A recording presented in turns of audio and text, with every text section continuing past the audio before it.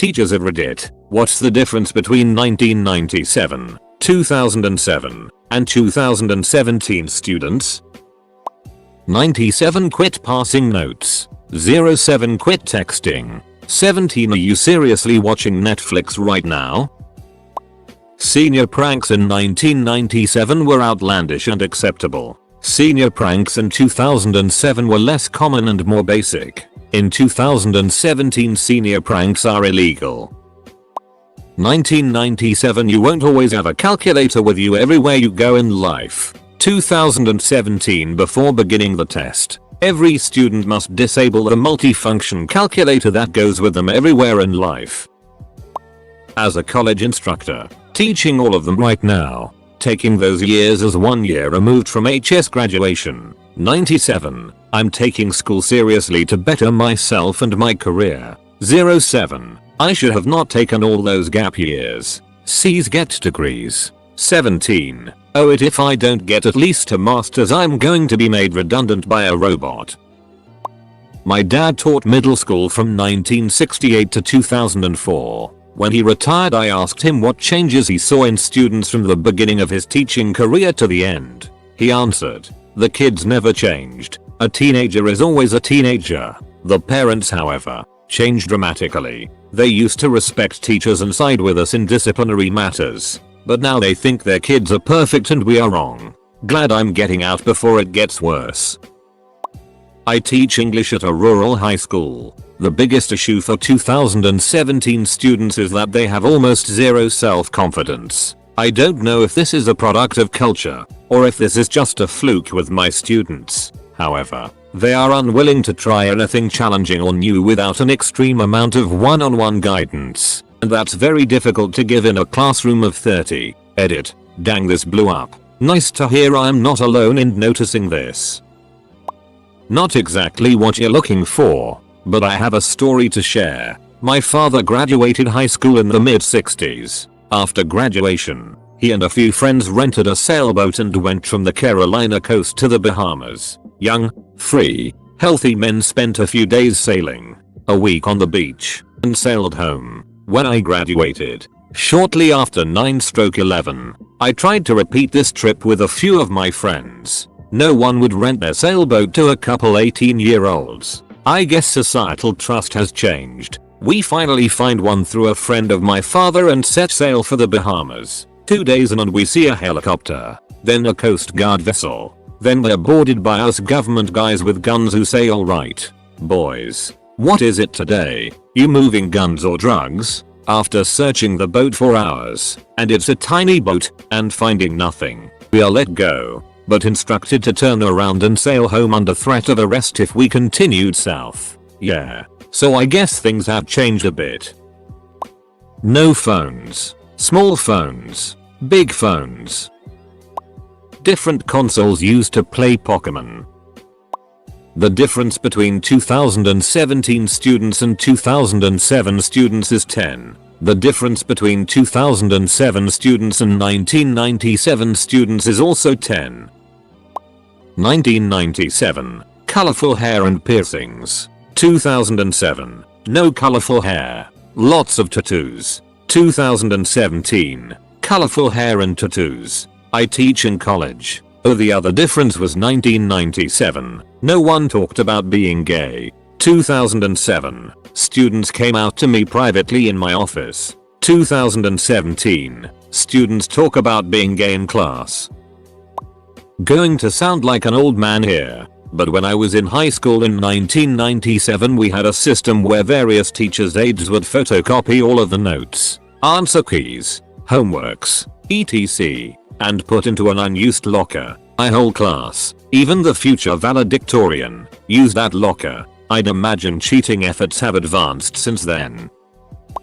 I was a student in 1997 at the school I now teach at, so I can answer this one. 2017 students are infinitely more polite, harder working and more intelligent than my cohort ever was. They're much less likely to smoke. They don't drink cider on the playing field at lunchtime. And they don't sell each other itty weed in industrial quantities. I gather they sell each other excellent quality weed in very small quantities instead. It's a big secondary school on a fairly deprived estate, so these aren't exactly kids who go to etiquette classes after school. But I literally can't open a door by myself because some 16-year-old with mutton chops will spring out to open it for me. If I'd done that when I was at school, it would have been instant social death. Edit. Whoa. 90% of my all-time karma has come from this one comment. Also, RIP my inbox. Edit 2. Politer is not a word. Shame on me. I wasn't old enough to teach yet in 1997. I was 4 years out of high school, young and naive. In 2007, students were semi-glued to their phones, but the technology to integrate them into the classroom, Twitter accounts, Facebook, Snapchat, etc. wasn't there. Not was it encouraged in any way through administration. There was still a phones away rule. For the most part, the students in my tech courses at the college I was working were older, either getting RA certified, new degrees, or simply enhancing their current skills with newer ones. I would put most of the ages in the late 20s to mid 30s. In 2017, I have young students right out of high school. It's rare now that I have an older student. Most of these students come in with at least basic knowledge of technology, hardware, software, but more often than not they are even more advanced than that. It's interesting how the tech group got so much younger and more skilled, while the older group, I don't know, do they not move forward anymore? Are they switching to different careers? It's no longer frowned upon to be ducking your 1997 students. Devices and helicopter parenting. Which doesn't mean parents who are intensely concerned about their children's futures, but parents who never leave their damn kids alone. Am I the only one who's currently a student and not relating to the descriptions the teachers are giving about today's students? Like my classmates are incredibly rude and lazy, not diligent and polite. 97. You can have the pager back at the end of the day. 07. You can have the cell phone back at the end of the day. 17. Okay. Everyone go to Google Classrooms on your tablets and pull up today's links. The whole be cool stay in school thing seemed to work. I'm not a teacher, but I used to volunteer as a middle school basketball coach. Kids take school more seriously than when I was a kid, which is a great thing.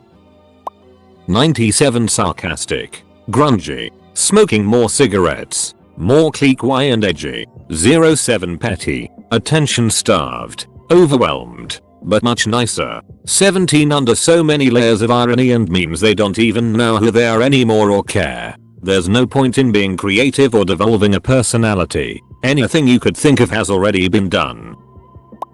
97. Little regard to terrorism. 07. Remember 9/11? 17. Can you explain what 9/11 was? I wasn't born yet. As a history teacher, it's been interesting and difficult trying to instill the gravity of events to people who weren't even born at the time. I imagine it was a similarly strange scenario for teachers who taught during the attack on Pearl Harbor or the assassination of JFK. Strange to have major life events turn to just another historical story for kids within a few short years. At the same time, it gives me motivation to keep teaching with the same passion as if the events just happened, so kids continue to understand its importance.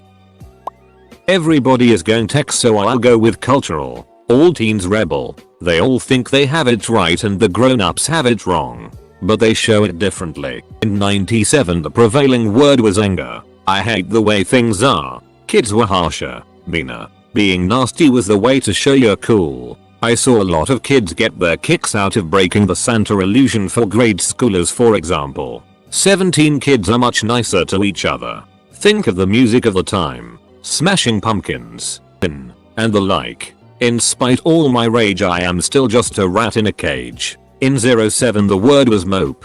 Kids were softening up, being nicer to each other, but also getting more into the sadness is beautiful kind of thing. They weren't angry at the adults so much as they just wanted them to go away and hide into their hoodies. Leave me alone to my solitude. Consider the way emo was huge at this time. In 17 kids are much nicer to each other. They're kinder to young kids and friendlier in general. But there's this strange undercurrent of competition to be the most good person, which leads to the weird yes mayonnaise is a gender if that's how you identify kind of thing. In 2017 kids want to explain to the grown-ups how they're all bigots. They also handle failure far worse than previous generations. 17 kids try harder and genuinely want to succeed in ways that the 97 kids didn't. In 1997 you were cool if you avoided working hard and didn't care if you failed. But 97 kids also recovered from adversity faster. They didn't bruise as easily. They were harder, meaner kids,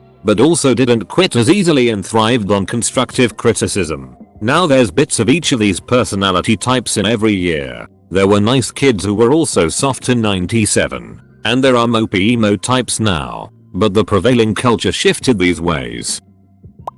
Graduated high school and went to college in the late 90s. Started teaching at the college level in mid 2000s. Still teaching at the college level. I would say that in general I didn't notice much of a difference between when I went to college and when I started teaching at college. I went to a state school. I now teach at a different state school. Students generally got done what they needed to get done, partied, enjoyed chatting and having fun in the classroom, and more or less seemed to live their lives fairly similarly to how I did. The last few years have been different, and I'm not entirely sure why, and it is specifically the last few years when the shift occurred. I've spoken with numerous other teachers about this, and everyone I talk to about it that's been teaching for a while seems to have noticed. As people have noted, students now are more diligent. They work really hard. They're polite, but are woefully unprepared for adulthood. Yet, they're almost to the last all fairly corporate and professionalized. They act like they're all intending to become middle managers. The idea of college education as anything other than incredibly expensive job training is lost on them, likely due to that incredibly expensive part. They diligently do busy work, but when asked to do creative, novel, or independent work analysis, it's like that screen Chrome browser gives you when it crashes. They are also less anti-authoritarian than I've seen in the past. This is helpful for classroom management, but I worry about a society of people who unquestioningly do busy work, can't think independently, and blindly listen to authority. If you think it's just me, all teachers teaching incoming freshmen last year had to attend a lecture series given by a couple of the deans regarding the demographics and habits of our incoming freshmen.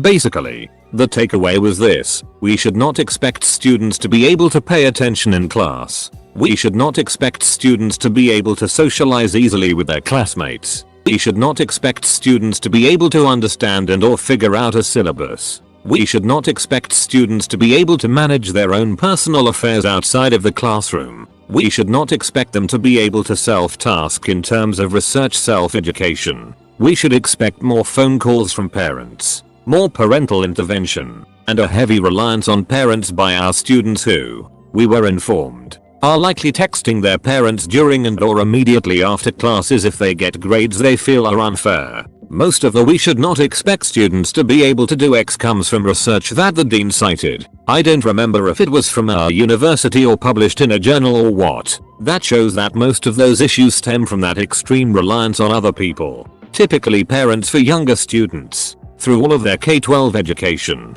aka their parents did so much for them down to explaining class expectations and how a course works, syllabuses, that now that they're expected to do it on their own, they can't because they've never really done it. I think the deans maybe were a bit hyperbolic, but most of that does seem to be true for a lot of students now. And I will say this, until 3 years ago, I had never received a phone call or email from a parent regarding their children's grades and or academic performance. Since 2014, I have received numerous phone calls and probably a half dozen emails. You want to see a helicopter parent lose their it? Explain to them that their children are legally adults and due to FERPA guidelines, I can't discuss their grades or academic performance with them. So, I don't fault my students necessarily, and I don't know if this is a long-term trend or not, but I definitely have noticed a pretty significant change in my students over the last few years. I also get the sense that they may know that there is something different about them versus